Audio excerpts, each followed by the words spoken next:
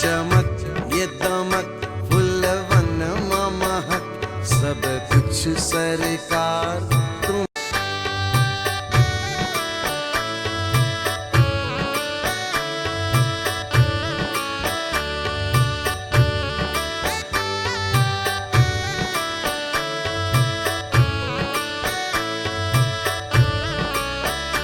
ये चमक ये दमक फुलवन महक सब कुछ सरकार तुम्हीं से है।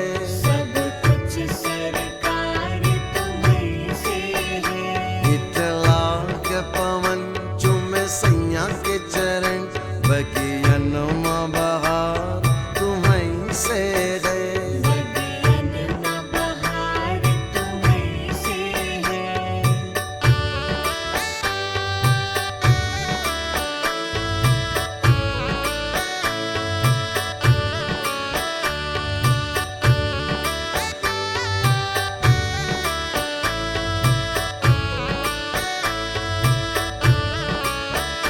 तू ही मोरा सजन मैं हूँ तोरी अब लाज बलम रखियो मोरी।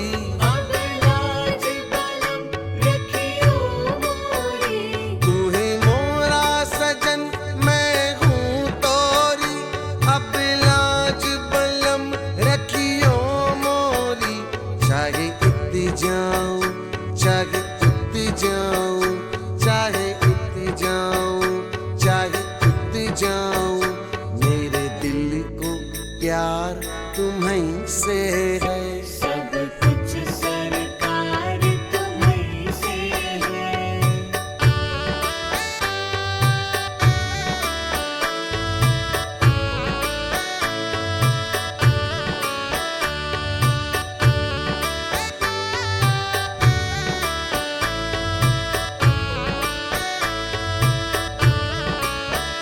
कहीं जोगन थाम तोरी बहिया तुम जानत हो सब कुछ सैया।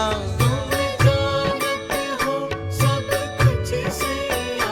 कहीं जोगन थाम तोरी बहिया तुम जानत हो सब कुछ सैया। तोरी प्रीत मेरू ये धार लिया तोरी प्रीत मेरू ये हेलो हेलो हेलो हेलो। हाँ जी 1 2 3 माइक चेक। श्रृंगार सारे बच्चे फटाफट से लाइक ठोक दो जी। सब कुछ सरकार तुम्हीं। सारे बच्चे फटाफट से लाइक का बटन तोड़ दो और सारे ग्रुप में फटाफट से शेयर कर दो जी।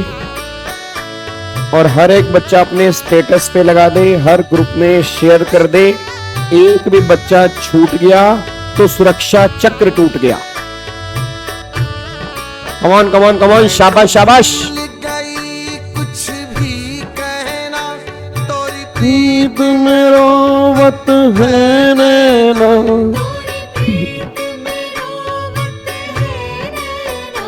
मैं तो भूल गई कुछ भी भी कहना तेरी प्रीत में रोवत है नैना। रग रग में हर एक बच्चे का लाइक होना चाहिए भाई साहब, पाप लगेगा, ध्यान रखना। रग रग में बसी है प्रीत तोरी अखियन में बहार तुम्हीं से है। सब कुछ सरकार तुम्हीं से है।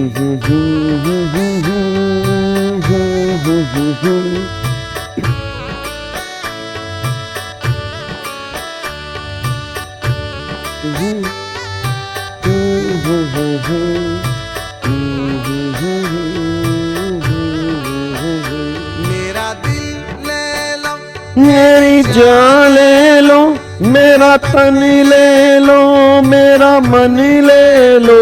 मेरा तन ले लो, मेरा मन ले लो। मेरा दिल ले लो, मेरी जान ले लो, मेरा तन ले लो, मेरा मन ले लो। मेरे इश्क को निस्बत है तुमसे, मेरे इश्क को निस्बत है तुमसे।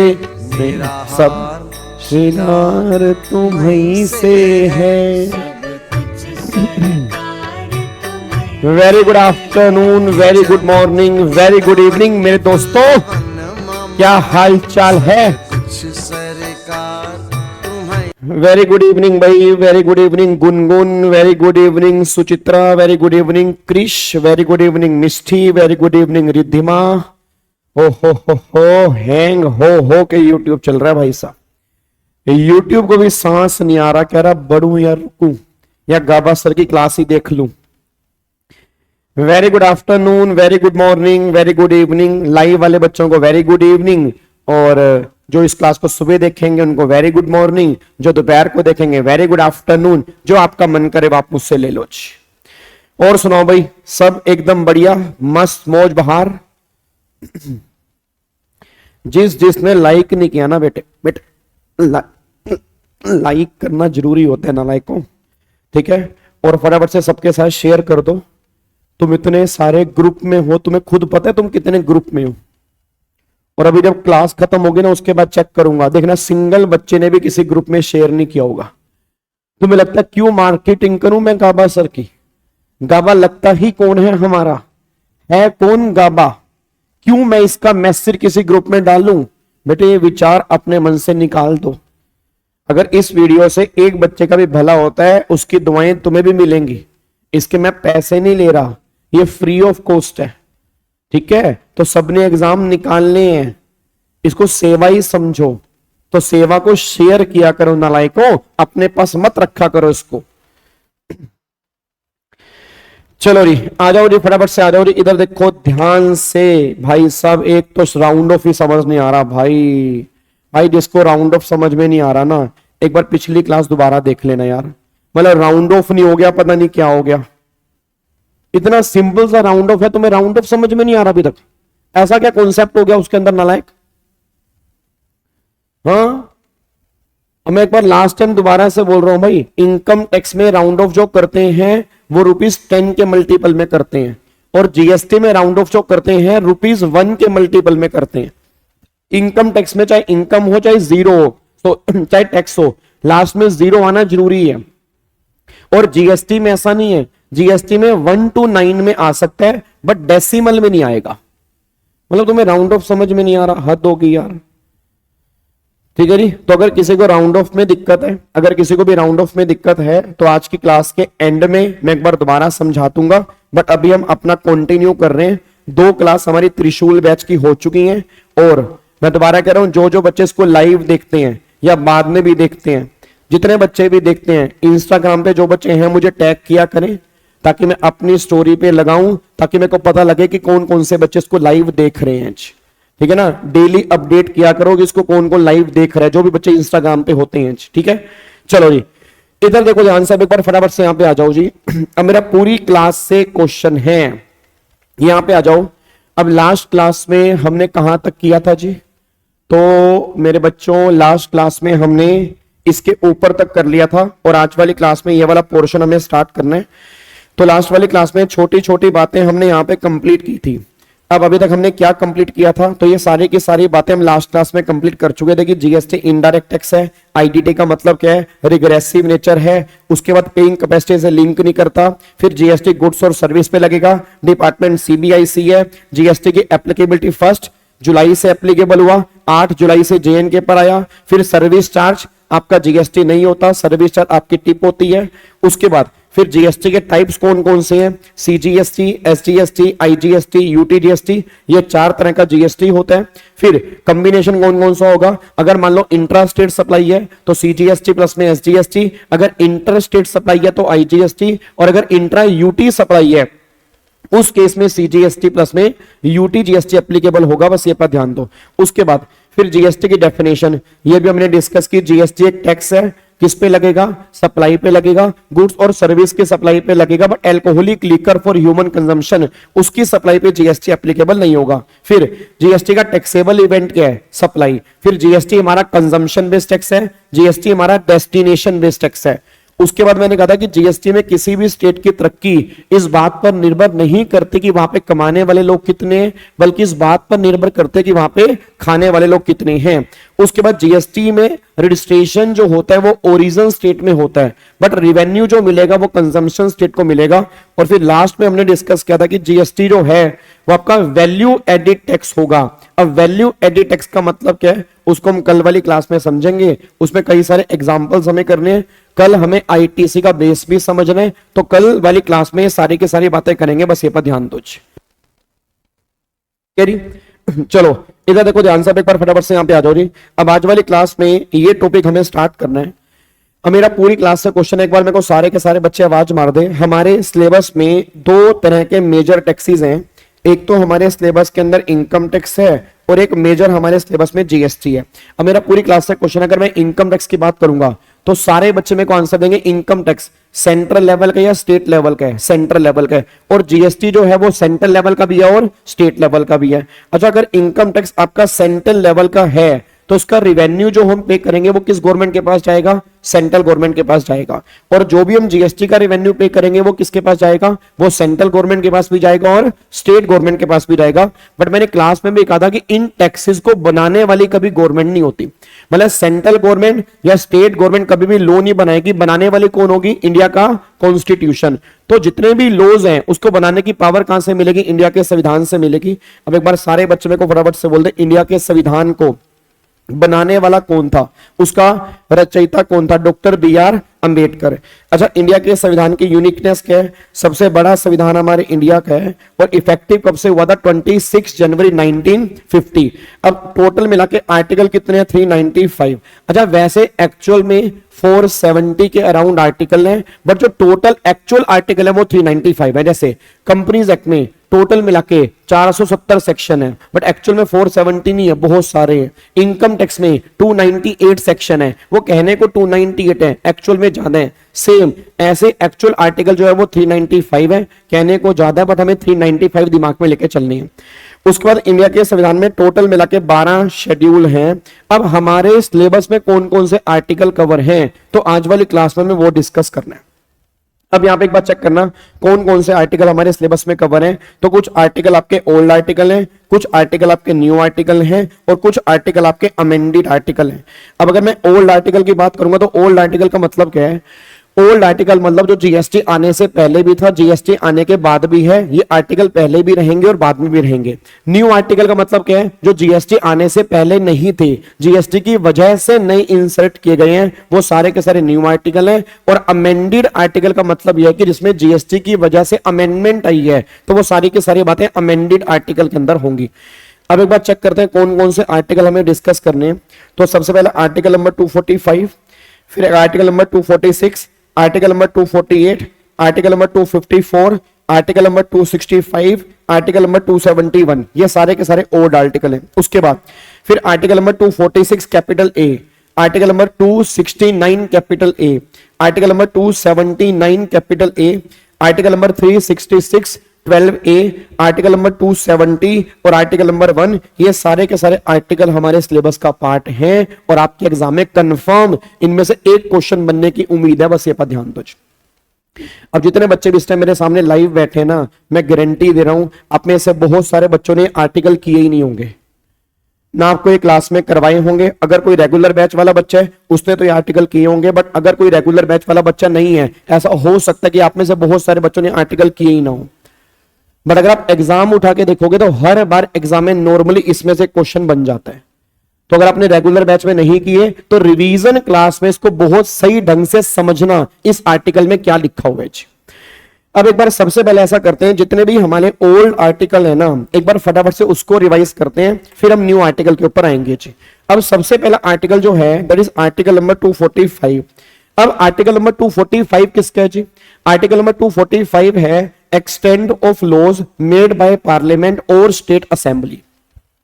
एक बार दोबारा बोलो, आर्टिकल 245 किसका है? आर्टिकल नंबर 245 है extent of laws made by parliament और स्टेट असेंबली। फिर आर्टिकल नंबर 246 किसका है? आर्टिकल नंबर 246 है subject matter of laws made by parliament और स्टेट असेंबली। कैसे कौन कौन से मुद्दे होंगे जिस पे लॉ बनाने की पावर पार्लियामेंट के पास होगी, स्टेट के पास होगी या दोनों के पास होगी, वो सारी बातें 246 में है। फिर आर्टिकल नंबर 248, अब ये 248 किसका है? रेजिडुरी आर्टिकल। रेजिडुरी का मतलब क्या होता है कि बचे कुछ आर्टिकल, मतलब अगर कोई मैटर बचा कुछ है उस पे लॉ बनाने वाला कौन है, मतलब एक मैटर ना तो लिस्ट नंबर 2 में है ना वो लिस्ट नंबर 3 में है, तो उस पे लॉ बनाने वाला कौन होगा, पावर किसको मिलेगी, वो सारी की सारी बातें 248 में है। फिर 254, अगर मान लो पार्लियामेंट और स्टेट में कन्फ्लिक्ट हो गया तो किसके लॉ को हम प्रिवेल करेंगे, तो वो सारी की सारी बातें 254 में निकल के आती है।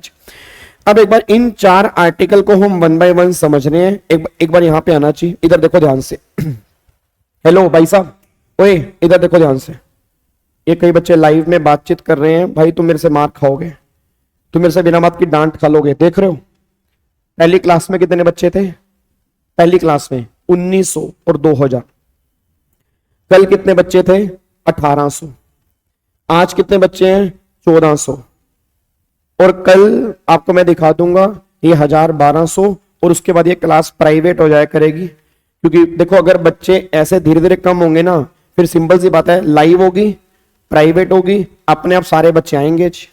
भाई तुम्हारे पास इतने सारे काम है, तुम इतने बिजी हो, भाई मैं वेला हूं, तुम बहुत बिजी हो, पेपर तुम्हारे हैं, पास तुमने होना है, पढ़ना तुमने है, और तुम यहां पे लाइव आके नहीं बैठ रहे। तो सिंपल सी बात है, बस ठीक है, जो लाइव आएगा उसको फायदा मिलेगा, जो लाइव नहीं आएगा आराम से घर बैठे, उसको तो अपने एग्जाम की टेंशन नहीं है, तो दिक्कत किस चीज की है? ठीक है ना, जब उसका मन करेगा तो बाद में मैराथन्स होंगी, वो मैराथन्स देख लेगा, कोई दिक्कत वाली बात ही नहीं है। तो कल से जो बच्चा यहां पे आएगा उसको हम यहां पे प्राइवेट करके चलेंगे, बस ये पर ध्यान दो। ठीक है जी, चलो। हाँ कुणाल देख सकते हो जी, बिल्कुल देख सकते हो। चलो इधर सुनो ध्यान से, मैं कहना क्या चाह रहा हूं जी, मेरा पूरी क्लास से क्वेश्चन है। अब एक बार सारे बच्चे बराबर से आ जाओ। अब यहां पे एक बार चेक करो, सबसे पहला आर्टिकल 245, 246, 248 और 254। अब आर्टिकल नंबर 245 क्या बोलता है? Extent of laws made by parliament और स्टेट असेंबली। आर्टिकल नंबर 246 किसका है? Subject matter of laws made by parliament और स्टेट असेंबली। अब मेरा पूरी क्लास से क्वेश्चन है, इंडिया के संविधान में टोटल मिला के 3 लिस्ट आती हैं। कौन कौन सी होती है जी? एक तो लिस्ट नंबर 1 होती है, एक लिस्ट नंबर 2 होती है और एक लिस्ट नंबर 3 होती है। अब सारे बच्चे आवाज मार दे, लिस्ट नंबर 1 का नाम क्या था? Union list. लिस्ट नंबर 2 का नाम क्या था? State list. लिस्ट नंबर 3 का नाम क्या निकल के आता है? Concurrent list. अब लिस्ट नंबर 1 में आपके जो भी मैटर्स होंगे उस पे लॉ को बनाने वाली कौन होती है? पार्लियामेंट। लिस्ट नंबर 2 के मैटर पे लॉ बनाने वाली कौन होती है? State assembly. और लिस्ट नंबर 3 के मैटर पे लॉ बनाने वाली कौन होगी? Parliament and state assembly. But अगर दोनों में कंफ्लिक्ट होगा तो पार्लियामेंट जो होगी वो प्रिवेल कर जाएगी, बस ये पर ध्यान दो। तो एक बार मेरे को सारे बच्चे फटाफट से बोल दें, अगर कोई मैटर लिस्ट नंबर 1 में लिखा हुआ है उस पे लॉ बनाने वाली पार्लियामेंट। अगर कोई मैटर लिस्ट नंबर 2 में लिखा हुआ है उस पे लॉ बनाने वाली स्टेट असेंबली। अगर कोई मैटर लिस्ट 3 में लिखा हुआ है उस पे लॉ बनाने वाली पार्लियामेंट एंड स्टेट असेंबली। और अगर दोनों में कंफ्लिक्ट हो गया तो पार्लियामेंट जो होगी वो प्रिवेल कर जाएगी, बस ये पर ध्यान दो। अब एक बात मेरे को सोच के बताना, अब लिस्ट नंबर 1 के मैटर पे अगर पार्लियामेंट को लॉ बनाने की पावर है तो पावर वो कहां तक है? तो गवर्नमेंट ये बात कहती है कि पावर जो है वो होल ऑफ इंडिया और पार्ट ऑफ इंडिया तक है, बस ये पर ध्यान दो। इट मींस अगर पार्लियामेंट को किसी भी मैटर पे लॉ बनाने की पावर होगी वो होल ऑफ इंडिया तक होगी और पार्ट ऑफ इंडिया तक होगी। ऐसे ही स्टेट असेंबली को अगर किसी मैटर पर लॉ लगाने की पावर है वो होल ऑफ स्टेट और पार्ट ऑफ स्टेट तक होगी, बस ये पर ध्यान दो। देखो यहाँ पे क्या लिखा है जी, होल ऑफ इंडिया और पार्ट ऑफ इंडिया और होल ऑफ स्टेट और पार्ट ऑफ स्टेट, ये हमारा आर्टिकल नंबर 245 है, बस ये बात ध्यान देना। अब एक बात मेरे को सोच के बताना, आज अगर मैं आपसे बात करता हूं हमारा इनकम टैक्स, सारे बच्चे आवाज मार दे जी। हेलो भाई साहब इधर देखो ध्यान से, ओए ओए इधर। इनकम टैक्स सेंट्रल लेवल का, स्टेट लेवल का है? सेंट्रल लेवल का। तो बनाने वाली कौन है? पार्लियामेंट। List number 1। अब मेरे को सारे बच्चे आवाज मार दे, इनकम टैक्स अगर लिस्ट नंबर 1 में है तो कौन सी एंट्री नंबर के आगे इनकम टैक्स लिखा हुआ है? बताओ जी, सारे बच्चे फटाफट से बोल दो। अगर इनकम टैक्स हमारा लिस्ट नंबर 1 में है तो कौन सी एंट्री के आगे हमारा इनकम टैक्स लिखा हुआ है? या तो इनकम टैक्स की एंट्री नंबर कौन सी है? That is entry number 82। अच्छा याद है एंट्री नंबर 82 में क्या लिखा हुआ है? एंट्री नंबर 82 में क्या लिखा है? Taxes on income other than agriculture income. कि हर इनकम पे टैक्स लगाने की पावर पार्लियामेंट के पास है बट एग्रीकल्चर इनकम को छोड़ के। अब एक बात मेरे को बताना, अब अगर एग्रीकल्चर इनकम को यहां से बाहर निकाल रखा है तो क्या एग्रीकल्चर इनकम पे टैक्स लगेगा ही नहीं, या पार्लियामेंट को पावर नहीं है? पार्लियामेंट को पावर नहीं है। अच्छा, अगर पार्लियामेंट को पावर नहीं है फिर पावर किसके पास होगी? लिस्ट नंबर 2, याद करो list number 2 entry number 46 taxes on agriculture income. तो स्टेट असेंबली जो है ना उसके पास एग्रीकल्चर इनकम पे टैक्स लगाने की पावर है, बस ये पर ध्यान दो। क्या बात मेरी समझ में आ रही है? अगर कोई तुमसे पूछ ले, जो बच्चे कह रहे हैं जूम करो, तो आई थिंक आप सबके पास बुक्स होगी ये वाली, तो आपको मैंने पहले भी कहा था इसको डाउनलोड करके प्रिंट आउट निकाल लेना, तो आपने अपने नोट्स में टिक करना है। हर बच्चा कोशिश करे जो भी आपने प्रिंट आउट निकाला होगा उसमें आपने टिक करना है, बस ये पर ध्यान दो। अब मेरे को सारे बच्चे फटाफट से बोल दे, इनकम टैक्स की एंट्री नंबर क्या है? 82। एग्रीकल्चर इनकम की एंट्री नंबर क्या है? 46। इनकम टैक्स लिस्ट नंबर 1 में है, एग्रीकल्चर इनकम लिस्ट नंबर 2 में है। उसके बाद फिर एंट्री नंबर 83 हमारी किसकी है जी? कस्टम की। 84 हमारी किसकी है? Excise duty. और 85 में क्या होगा? Corporate tax. तो ये आपकी सारी की सारी एंट्री नंबर निकल के आ रही हैं। अब मेरा पूरी क्लास है बस एक क्वेश्चन है, जो हम जीएसटी की रिवीजन स्टार्ट कर चुके हैं। हाँ जी भाई साहब, ओए इधर, जो हम जीएसटी की रिवीजन स्टार्ट कर चुके हैं, मेरा पूरी क्लास है बस क्वेश्चन है, जीएसटी इन तीनों में से किस लिस्ट में कवर है? बताओ। हमारा जीएसटी लिस्ट नंबर 1 में है, जीएसटी लिस्ट नंबर 2 में है, जीएसटी लिस्ट नंबर 3 में है। सारे बच्चे मुझे आंसर देंगे जी। जितने बच्चे भी इस टाइम लाइव मेरे सामने बैठे हैं सारे के सारे बच्चे मुझे आंसर देंगे सोनाली नालायक है, सोनाली सोनी नालायक है। हाँ जी, सोनाली भाई साहब नालायक है, मैंने पकड़ लिया सोनाली को। अब एक बात मेरे को बताओ यार, इनकम टैक्स जल्दी बोल देना। जीएसटी ना तो लिस्ट 1 में है, जीएसटी ना लिस्ट 2 में है, जीएसटी ना लिस्ट 3 में, जीएसटी इन तीनों लिस्ट में कहीं पर भी कवर नहीं है। याद करो मैंने कहा था आर्टिकल नंबर 246 कैपिटल ए है जहां से हमारा जीएसटी आया है। अब ये कई नालायक बच्चे मेरे सामने बैठे हैं, इन नालायक बच्चों को उज्जवल हो गया, हार्दिक हो गया, आयुष हो गया, ये राज हो गया, ये भाई तुम डांट खा के मानोगे क्या? भाई मेरे को समझ में आ रहा है तुम पहली बार जीएसटी पढ़ रहे हो, कई बच्चे पहली बार जीएसटी पढ़ रहे हैं। अरे नालायक को तुम अगर ध्यान से भी देख लोगे क्लियरली लिखा है लिस्ट 3 में तो कोई टैक्स ही नहीं है। मतलब इतने बड़े बड़े शब्दों में लिखा है कि लिस्ट नंबर 3 नो टैक्सेशन, बच्चा फिर भी कह रहा है लिस्ट नंबर 3। अब बताओ सामने लिखा हुआ है, उसके बाद भी तुम कह रहे हो जीएसटी लिस्ट 3 में। बताओ मैं क्या करूं फिर? और एक बच्चा कह रहा है लिस्ट नंबर 1 में है। ये सबसे बड़ी प्रॉब्लम पता क्या है? यूट्यूब पे इतनी सारी वीडियोस डल चुकी है ना भाई साहब, मेरे को लग रहा है यूट्यूबर ऐसा बन चुका है, हर बंदा टीचर बन चुका है। वो कह रहा है क्या ऑनलाइन पढ़ाना तो है, कुछ भी पढ़ा लो, बच्चे को क्या पता लग रहा है? और बच्चा भी सामने ऐसे ही बैठा, बच्चे को भी नहीं पता टीचर क्या करा रहा है।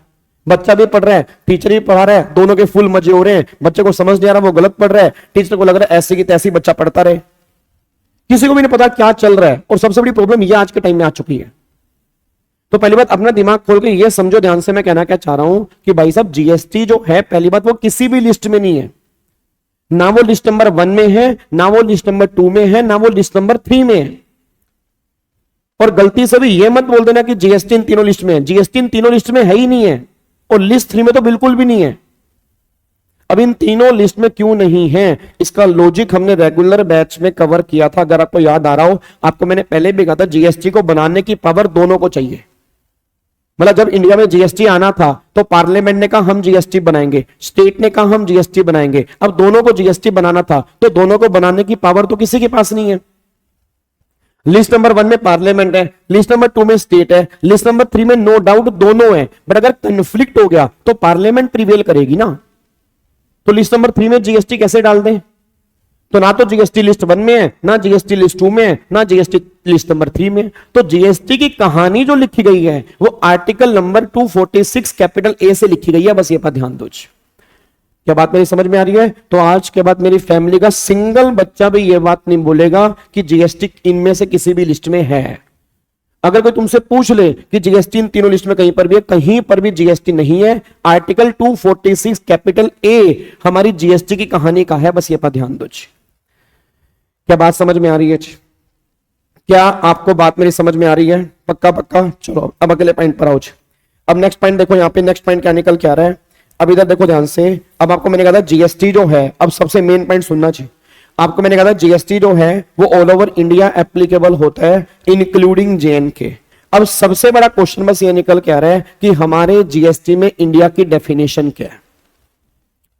अब इसमें से क्वेश्चन बनने के पूरे पूरे चांस हैं, तो हर बच्चा बहुत ध्यान से समझे कि यहां पे क्या लिखा हुआ है। मेरा पूरी क्लास से क्वेश्चन है कि हमारे जीएसटी में इंडिया का मतलब क्या है, एक बार हम वो देखने जा रहे हैं। अभी तो सुनना ध्यान से जी, ये आपके सामने है, ये आपके सामने इंडिया का मैप है जी, ये आपके सामने इंडिया का मैप है। अब सारे बच्चे मुझे आंसर देंगे। ये जो है ना, देखो ये चीज जो है, ये आपके इंडिया की ना, इधर देखो ध्यान से, ये आपके इंडिया की ये बेस लाइन है। मेरे को सारे बच्चे बस ये आंसर दे दो, ये जो बेस लाइन आपकी है, क्या ये बेस लाइन हमारा इंडिया है या नहीं है जी? बस ये बता दो बस मेरे को भाई, ये जो हमारी बेस लाइन है, क्या ये बेस लाइन हमारा इंडिया है या नहीं है जी? सारे बच्चे आंसर दो। जिसको भी ये टॉपिक मुश्किल लगता है टेंशन मत लो, तुम्हारा भाई इधर बैठा है, तुम्हारा भाई यहां पे बैठा है, तुम्हें टेंशन नहीं होगी। ये बता दो बस, क्या ये बेस लाइन इंडिया है? क्या ये बेस लाइन इंडिया है? अच्छा एक बच्चा मेरे को बताएगा, इस बेस लाइन को हम और किस नाम से बुलाते हैं? भाई जो ये बेस लाइन है, इस बेस लाइन को हम और किस नाम से बुलाते हैं? मैं उम्मीद करता हूं आप में से काफी सारे बच्चे आंसर देंगे। जो ये बेस लाइन है, इस बेस लाइन को हम और किस नाम से बुलाते हैं? इस बेस लाइन को हम जो बुलाते हैं, या तो इसको हम बेस लाइन कहते हैं, और या इसको हम लैंड मास कहते हैं, या अरे नालायक बॉर्डर। हद होगी यार। एक बच्चा कह रहा है संदेश आते हैं हमें तड़पाते हैं, चिट्ठी आती है, नालायक कहीं के बॉर्डर। मूवी देख के आए हो क्या? Border, boundary. एक बच्चा और आ गया, बाउंड्री। ये लगा बीएसएनएल चौका, बाउंड्री। अरे नालायकों, इसको या तो बेस लाइन कहते हैं या इसको कहते हैं लैंड मास। क्या कहते हैं? बोलो बोलो मेरे प्यारे प्यारे बच्चों, क्या कहते हैं? लैंड मास कहते हैं। या तो इसे कहते हैं बेस लाइन या इसे कहते हैं लैंड मास। अब सुनो ध्यान से, मैं कहना क्या चाह रहा हूं। अब आप सबने बोला ये बेस लाइन हमारा इंडिया है। अब अगर ये बेस लाइन हमारा इंडिया है, इस बेस लाइन में टोटल मिला के बताओ स्टेट कितनी है? सारे बच्चे आंसर दो, जल्दी बताओ। इस बेस लाइन में हमारी स्टेट कितनी है? बताओ, जल्दी बताओ जी। बच्चा कह रहा है गलत भी तो नहीं बोला। हाँ तो कई बच्चों ने सही बोला, बट बाउंड्री और बॉर्डर ये कोई नाम नहीं है, दो ही नाम है, या तो लैंड मास या बेस लाइन। अब मेरे को सारे बच्चे बताओ, इस बेस लाइन में हमारी स्टेट कितनी है जी? इस बेस लाइन में हमारी स्टेट कितनी है? इस बेस लाइन में हमारी टोटल मिला के 28 स्टेट है। इस बेस लाइन में टोटल मिला के हमारी 28 स्टेट है, और इस बेस लाइन में टोटल मिला के हमारी 8 यूटी है। एक बार दोबारा सुनो, इस बेस लाइन में टोटल मिला के हमारी 28 स्टेट है, और इस बेस लाइन में टोटल मिला के हमारी 8 यूटी है। भाई साहब अगर मैं लाइव चैट में देखूं ना तो बेहोश हो जाऊं मैं, और थोड़ा बहुत जीएसटी आता है मैं भूल जाऊंगा आज। मतलब बच्चे देखो भाई साहब, बच्चे देखो तो सही, इधर देखो एक बार लाइव चैट में देखो, 29 स्टेट। एक बच्चा कह रहा है 30 स्टेट है, एक बच्चे का देखो 26 स्टेट है। भाई साहब इंडिया में रहते हैं ये, और जीएसटी के इनके पेपर हैं अभी 28, 29। इधर देखो ध्यान से नालायकों, टोटल मिला के आपकी 28 आपकी स्टेट निकल के आ रही है, और 8 आपकी यूटी निकल के आ रही है। अब जो 8 आपकी यूटी निकल के आ रही है ना, इस 8 यूटी के 2 टुकड़े होते हैं, 3 यूटी आपके अलग हैं और 5 यूटी आपके अलग हैं। अब जो ये 3 यूटी है ना, इस 3 यूटी को हम बोलते हैं यूनियन टेरिटरी विद लेजिस्लेचर। क्या बोलते हैं? Union territory with legislature. और ये 5 यूटी जो है इसको हम बोलते हैं यूनियन टेरिटरी विदाउट लेजिस्लेचर। तो ये 3 यूटी हमारी है, इसको हम बोलते हैं विद लेजिस्लेचर, और इसको हम क्या बोलते हैं? इसको हम बोलते हैं विदाउट लेजिस्लेचर। अब बच्चा ये बात कहते हैं सर विद लेजिस्लेचर का मतलब क्या होता है? विद लेजिस्लेचर मतलब जिनकी खुद की असेंबली है, खुद का सीएम है, खुद की गवर्नमेंट है। इसमें 3 यूटी आती है, बताओ कौन कौन सी आती है? अब मेरे को सारे के सारे बच्चे आंसर दें, इसमें 3 यूटी जो आती है वो कौन कौन सी आती है? कम ऑन यार, इसमें 3 यूटी कौन कौन सी आती है? इसमें 3 यूटी आती है, दिल्ली, पौंडीचेरी और जेएनके। दोबारा बोलो, दिल्ली, पौंडीचेरी और जेएनके। एक बार फिर बोलो, दिल्ली, पौंडीचेरी और जेएनके। इन 3 यूटी को हम जीएसटी में स्टेट मानते हैं। इन 3 यूटी को हम जीएसटी में स्टेट मानते हैं। तो अगर मैं जीएसटी की बात करूंगा तो टोटल मिला के 31 स्टेट हमारी निकल के आती हैं, बस ये पर ध्यान दो। और अगर मैं यूटी की बात करूंगा तो टोटल मिला के 5 यूटी हमारी निकल के आती हैं। अभी थोड़ी देर के बाद और डिस्कस करूंगा। एक अदर टेरिटरी होती है, उस अदर टेरिटरी को भी हम यूटी मानते हैं। तो टोटल मिला के 6 यूटी हमारी होती है। वैसे अब मेरा पूरी क्लास का क्वेश्चन है, सारे के सारे बच्चे मेरे को आंसर दे दें। अगर मैं तुमसे जीएसटी की बात करता हूं, अब कंक्लूड करो मुझे, अगर मैं तुमसे जीएसटी की बात करूंगा, अगर एग्जाम में तुम्हारे क्वेश्चन बन गया कि जीएसटी में टोटल मिला के कितनी स्टेट हैं, तो आंसर क्या दोगे जी? 28 आपकी स्टेट जो हैं वो आपकी एक्चुअल स्टेट हैं। 3 आपकी यूटी हैं, उसको डीम्ड स्टेट मानते हैं। तो टोटल मिला के 31 स्टेट आपकी निकल के आ रही है। ठीक है जी, टोटल मिला के 31 स्टेट आपकी निकल के आ रही है। और वैसे आपकी 5 यूटी है, बट एक अदर टेरिटरी है, उसको भी यूटी मानते हैं, दैट इज डीम्ड यूटी। तो टोटल मिला के 6 यूटी आपकी निकल के आती हैं। तो 31 स्टेट है और 6 यूटी हैं, बस ये पर ध्यान दो। यहां तक कोई डाउट तो नहीं है? जिन जिन बच्चों ने लाइक नहीं किया ना बेटा, पाप लगेगा। काली माता आएगी, काली माता आएगी, सांप लेके आएगी, देखना तुम्हें पाप लगेगा तुम्हें, जिन बच्चों ने लाइक नहीं किया। हाँ नहीं, फटाफट से बोल दो। यहां तक कोई दिक्कत तो नहीं है? तो टोटल मिला के 31 स्टेट निकल के आ रही है और 6 हमारी यूटी निकल के आ रही है। अब मेरा पूरी क्लास का क्वेश्चन है, अब मेरे को सारे के सारे बच्चे आंसर दे दो फटाफट से। इधर देखो ध्यान से, अब मेन बात आ रही है भाई साहब। लो भाई साहब, अब मेन बात आ रही है। अब मेरा पूरी क्लास का क्वेश्चन है, आप सबने बोला सर ये जो आपकी बेस लाइन है, आपने बोला सर ये बेस लाइन इंडिया है, आपने बोला सर ये बेस लाइन इंडिया है। अच्छा, ये बेस लाइन इंडिया है, इस बेस लाइन से बाहर जो हमारा पानी है, क्या वो पानी भी इंडिया है? जल्दी बोल दो, इस बेस लाइन से जो हमारा बाहर पानी है, क्या वो पानी भी इंडिया है? क्या बेस लाइन से जो हमारा बाहर पानी है, क्या वो पानी भी इंडिया है? यस, हमारा पानी भी इंडिया है। अच्छा, अगर ये हमारा पानी इंडिया है तो सोच के बताना कितने नॉटिकल माइल्स तक हमारा इंडिया है? ये आंसर मेरे को देगी सीमा, सीमा, सीमा, सीमा, सीमा, सीमा, सीमा, सीमा, सीमा। तो मेरे को बताओ कितने नॉटिकल माइल्स इंडिया सीमा? तो टोटल मिला के 12 नॉटिकल माइल्स तक वाला पानी हमारा इंडिया है। तो ये हमारा 12 वाला पानी है, ये हमारा इंडिया है। ठीक है, उसके बाद अब अगर 12 से बाहर की बात करूंगा तो ये 200 नॉटिकल माइल्स वाला पानी भी हमारा इंडिया, बस ये पर ध्यान दो। अब मेरे को सारे बच्चे आंसर दे दो, जो ये 12 वाला पानी हमारा इंडिया है, क्या ये किसी पर्टिकुलर पर्पस के लिए इंडिया है या हर पर्पस के लिए इंडिया है? जी कम ऑन यार, सारे बच्चे मेरे को आंसर दे दें, क्या ये किसी पर्टिकुलर पर्पस के लिए इंडिया है या हर पर्पस के लिए? हर पर्पस के लिए। और 200 वाला पानी जो है वो इंडिया है, but only for the oil purpose और नेचुरल गैस पर्पस, बस ये बात ध्यान दो। तो भाई साहब ये 12 वाले पानी में, सुनो इधर आओ, इधर मेरा बच्चा, इधर आओ, ये 12 वाले पानी में कुछ भी कर, मैंने क्या बोला, ये 12 वाले पानी में कुछ भी कर वो इंडिया है, बट 200 वाला पानी जो इंडिया वो only for the oil purpose और नेचुरल गैस पर्पस, वो हमारा इंडिया बनेगा, बस ये पर ध्यान दो। यहां तक कोई दिक्कत तो नहीं है? अच्छा एक बात मेरे को बताओ, इस 12 वाले पानी को तुम क्या बोलते हो? इस 12 वाले पानी को बोलते हो TWI। इस 200 वाले को क्या बोलते हो? EEZ। अब सारे बच्चे मेरे को आंसर दे देना, TWI की फुल फॉर्म क्या होती है जी? जो आपका TWI है उसकी फुल फॉर्म क्या होती है? इसको बोलते हैं टेरिटोरियल वाटर ऑफ इंडिया। और जो हमारा 200 वाला पानी है EEZ, उसकी फुल फॉर्म क्या होती है? Exclusive economic zone. That is territorial water of India, और EEZ की फुल फॉर्म निकल के आती है हमारी एक्सक्लूसिव इकोनॉमिक जोन, बस ये पर ध्यान दो। अब एक बार सारे के सारे बच्चे मेरे को आंसर देंगे शिवाली, शिवाली, शिवाली, शिवाली, हेलो, इधर आप मेरे को आंसर देंगे। मेरा क्वेश्चन बस ये निकल के आ रहा है कि अगर ये 12 वाला पानी इंडिया है, तो अगर मैंने इसके बीच में कोई भी सप्लाई की है, क्या इस पे GST लगेगा? मेरे को सारे बच्चे आंसर दे दो, अगर मैंने पानी के बीच में सप्लाई की है तो क्या GST लगेगा नहीं लगेगा? हाँ या ना बता दो बस। मेरे को सारे के सारे बच्चे आंसर दो, अगर मैंने पानी के बीच में सप्लाई की है, कम ऑन यार, अगर मैंने पानी के बीच में सप्लाई की है तो क्या GST लगेगा? यस लगेगा। क्यों लगेगा? क्योंकि GST पूरे इंडिया पर है और इंडिया इंक्लूड JNK, और ये पानी इंडिया का पार्ट है। तो अगर ये पानी इंडिया का पार्ट है तो इस पर भी GST लगेगा, ये बात तो कंफर्म है।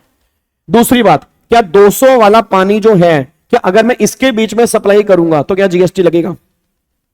मेरे बच्चों, जो 200 वाला पानी है, क्या उसके बीच में सप्लाई करोगे तो क्या GST लगेगा? क्या लगेगा? रीजन क्योंकि वो भी पानी हमारे India but only for the oil purpose. तो अगर मेरी सप्लाई उससे रिलेटेड है तो उस पर भी जीएसटी एप्लीकेबल हो जाएगा क्योंकि वो पोर्शन भी हमारा इंडिया में कवर है। बस ये पर ध्यान दो। अब दिक्कत ये नहीं है उस पर जीएसटी लगेगा, भाई साहब दिक्कत ये तो है ही नहीं ना। अरे मेरे नालायक बच्चों, ओ मेरे बच्चों, ओ मेरे भिंडी, मेरे शिमला मिर्च, मेरे बैंगनी कलर के बच्चों, दिक्कत ये नहीं है उस पर जीएसटी लगेगा, दिक्कत यह कौन सा लगेगा। दिक्कत ये नहीं है उस पर जीएसटी लगेगा, दिक्कत यह है कि कौन सा जीएसटी लगेगा। अब मैं तुमसे एक बात पूछता हूं, अब एक बार सारे के सारे बच्चे मुझे आंसर दे देना, सोच के बोलना। अब अगर मैंने सप्लाई बेस लाइन के बीच में की है, सारे बच्चे आंसर देंगे।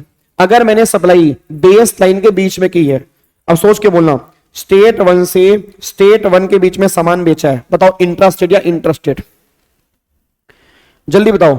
अगर मैंने स्टेट 1 से स्टेट 1 के बीच में सामान बेचा है तो इंट्रा स्टेट या इंटर स्टेट, इंट्रा स्टेट, तो क्या लगेगा, सीजीएसटी प्लस में एसजीएसटी। अच्छा, अगर मैंने स्टेट 1 से स्टेट 2 में सामान बेचा तो स्टेट 1 से स्टेट 2 दूसरी स्टेट में क्या लगेगा, आईजीएसटी।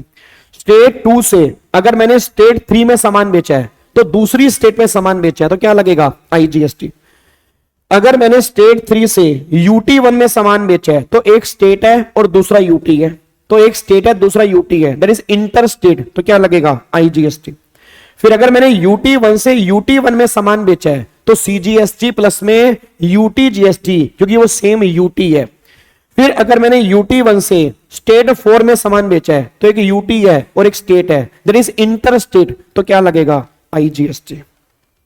ठीक है, उसके बाद फिर अगर मैंने स्टेट 1 से मतलब स्टेट 6 में सामान बेचा है तो ये स्टेट 1 है, ये स्टेट 6 है, इंटर स्टेट, क्या लगेगा, आईजीएसटी। अगर मैंने स्टेट 6 से स्टेट 5 में सामान बेचा है, दोनों अलग अलग स्टेट हैं, क्या लगेगा, आईजीएसटी। इसमें कोई दिक्कत नहीं है। पहले मुझे बताओ सारे बच्चे, बस ये बता दो यहां तक कोई दिक्कत तो नहीं है। अगर एक सिंगल बच्चे को दिक्कत है ना, सर मेरे पढ़ाने का फायदा नहीं है भाई, ना ना मैं जा रहा हूं भाई, मेरे पढ़ाने का फायदा ही नहीं है। अगर एक बच्चे को भी दिक्कत है, सारे बच्चे बस ये बता दो इसमें कोई दिक्कत तो नहीं है। भाई साहब चैट तुम्हारी हैंग हो रही है, इतनी तेज तुम चैट कर रहे हो, चैट भी रुक रुक के आ रही है। तुम्हें को सारे बच्चे आंसर दे देना क्या इसमें कोई दिक्कत तो नहीं है। तो ये तो सिंपल सा फंड है, अगर बेस लाइन के बीच में सप्लाई की है तो कोई क्लेश ही नहीं है। मैं लास्ट टाइम बोलूंगा, सेम स्टेट है, सीजीएसटी प्लस एसजीएसटी, ठीक है। दूसरी स्टेट है आईजीएसटी, स्टेट से यूटी है आईजीएसटी, यूटी से स्टेट है आईजीएसटी, फिर यूटी से दूसरी यूटी है आईजीएसटी, इसमें कोई दिक्कत वाली बात नहीं है। अब दिक्कत जो है ना मेरे बच्चे, दिक्कत ये है, अगर मैंने, बहुत ध्यान सुनना, अगर मैंने इस स्टेट 6 से, अगर मान लो मैंने इस पानी में सप्लाई किया तो क्या होगा। अगर मान लो मैंने स्टेट 5 से इस पानी में सप्लाई किया तो क्या होगा। अगर मैंने इस पानी से इस पानी में सप्लाई किया तो क्या होगा। अगर मैंने यूटी 2 से अगर इस पानी में सप्लाई की है तो क्या होगा। तो क्वेश्चन ये निकल के आ रहा है कि अगर मैंने पानी के बीच में सप्लाई की है तो क्या होगा। अब क्या आप मेरे को आंसर दे सकते हैं, क्या आप मेरे को आंसर दे सकते हैं। तो सिंपल सी बात ये निकल के आ रही है कि अगर आपने पानी के बीच में सप्लाई की है तो गवर्नमेंट कह रही है ये चेक करो ये पानी किस स्टेट के पास आ रहा है, और ये वाला पानी जिस भी स्टेट के पास आ रहा होगा और जिस भी यूटी के पास आ रहा होगा ना, उसके बेस पे यहां पे जीएसटी एप्लीकेबल होगा। बस ये पर ध्यान दो। तो ऑलवेज अगर इसमें से क्वेश्चन बनेगा, तुम्हें एग्जाम में दिया होगा कि ये वाला पानी किस स्टेट के पास आ रहा है, उसको वो स्टेट मान के वो जीएसटी एप्लीकेबल कर देना। बस ये पर ध्यान दो। अब मेरे को सारे के सारे बच्चे आंसर दे दो। जैसे मैंने यहां पे इस डायग्राम के अंदर एक बार चेक करना, इस डायग्राम के अंदर क्या है। अब यहां पे एक बार चेक करना जी, ये आपका मान लो ये वाला एरिया है, फिर ये मान लो आपका ये वाला एरिया है, और ये वाला एरिया मान लो ये वाला एरिया है। अब सोच के बोलना, मेरा पूरी क्लास का क्वेश्चन है। अब ये स्टेट 5 है और ये पानी है, और ये पानी स्टेट 5 के अंदर आ रहा है। तो अगर ये पानी स्टेट 5 के अंदर आ रहा है तो क्या इसको स्टेट 5 मान लूंगा, यस। तो अगर ये दोनों स्टेट 5 है तो फिर वो इंट्रा स्टेट सप्लाई है, तो सीजीएसटी प्लस में एसजीएसटी एप्लीकेबल होगा। बस ये पर ध्यान दो। क्या बात मेरी समझ में आ रही है। सर अगर एक यूटी से दूसरी यूटी होगा तो सीजीएसटी है, राघव नालायक, अगर एक यूटी से दूसरी यूटी होगा तो भाई आईजीएसटी लगेगा ना। सेम यूटी में सामान बेचोगे तब सीजीएसटी प्लस में यूटी जीएसटी है। अगर दूसरी यूटी में सामान बेचोगे तो आईजीएसटी है। ठीक है जी। उसके बाद सर मतलब यहां पे जीएसटी लगेगा इन केस बेस लाइन से बाहर सप्लाई हो रही है। ऑब्वियस ही बात है भाग्यश्री, ओ मेरे बच्चे भाग्यश्री, क्यों नहीं लगेगा, क्यों नहीं लगेगा? क्या वो इंडिया नहीं है? है। अगर इंडिया है तो जीएसटी भी लगेगा। तो सिंपल सी बात है यहां पर भी जीएसटी लगेगा। ये क्वेश्चन आना ही नहीं चाहिए कि यहां पे जीएसटी क्यों लगेगा। भाई जो इंडिया है जीएसटी पूरे इंडिया पर है, और अगर जीएसटी पूरे इंडिया पर है तो यहां पर भी जीएसटी एप्लीकेबल होगा। सिंपल सी बात है बस ये। उसके बाद अब मुझे आंसर दो जी। भाई साहब इधर देखो, अब सारे बच्चे बोलना ये UT2 है और UT2 से इस वाले पानी में सप्लाई की है और ये पानी UT2 के अंदर ही आ रहा है। अब बताओ यहां पे क्या लगेगा जी,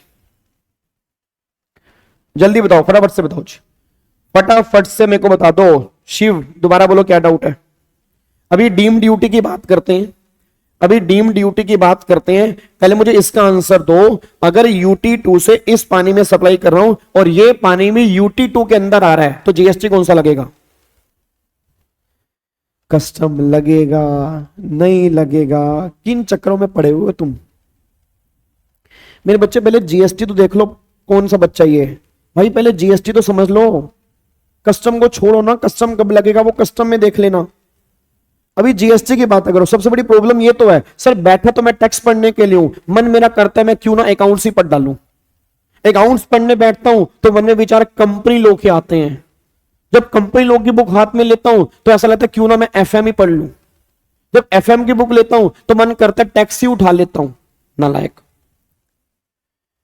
इधर सुनो ध्यान से, तो इस पे क्या लगेगा? सीजीएसटी प्लस में यूटी जीएसटी एप्लीकेबल होगा क्योंकि ये UT2 है, और अगर UT2 है और ये पानी भी UT2 में आ रहा है तो सीजीएसटी प्लस में यूटी जीएसटी ये एप्लीकेबल होगा। बस ये पर ध्यान दो।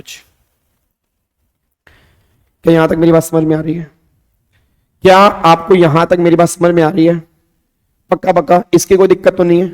तो जो बेटे जो हम कर रहे हैं ना, पहले पूरा दिमाग उस पर लगाओ।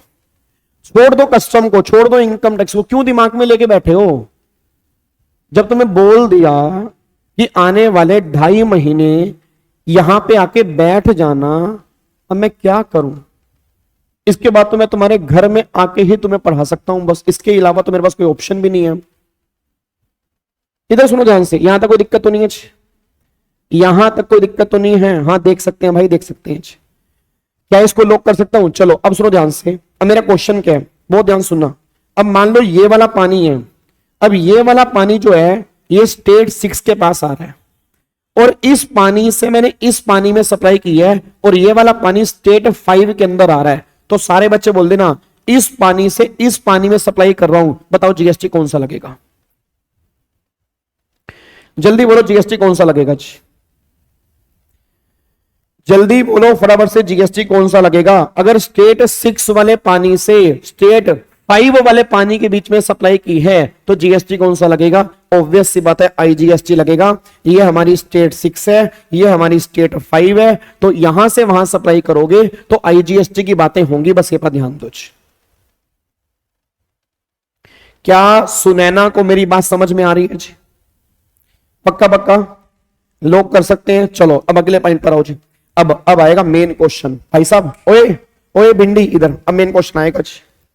अब मेरा क्वेश्चन ये है, आपने क्या किया, आपने ध्यान सुनो मेरी बात को, आपने अब इस वाले पानी से इस वाले पानी में सप्लाई की है।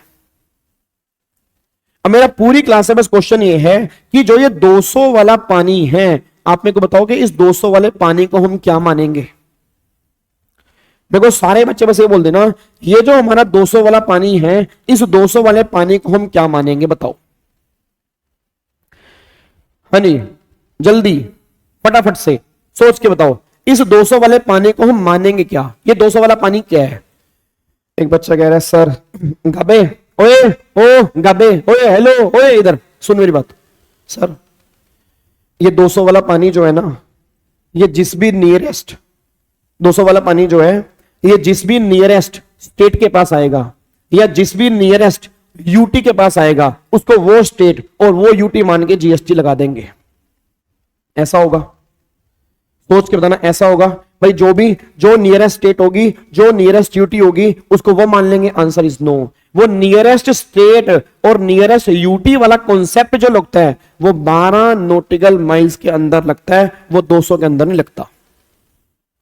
और अगर वो 200 के अंदर नहीं लगेगा तो फिर क्या होगा? अगर वो 200 में नहीं है फिर क्या होगा? तो फिर गवर्नमेंट ये बात कह देगी जो ये 200 वाला पानी है, ये वाला जो ये 200 वाला पानी है, इस पूरे के पूरे पानी को हम बोलते हैं अदर टेरिटरी। मेरे पीछे बोलो कम ऑन यार, इस 200 वाले पानी को हम क्या बोलते हैं? Other territory. दोबारा बोलो क्या बोलते हैं? Other territory. एक बार फिर बोलो क्या बोलते हैं? Other territory.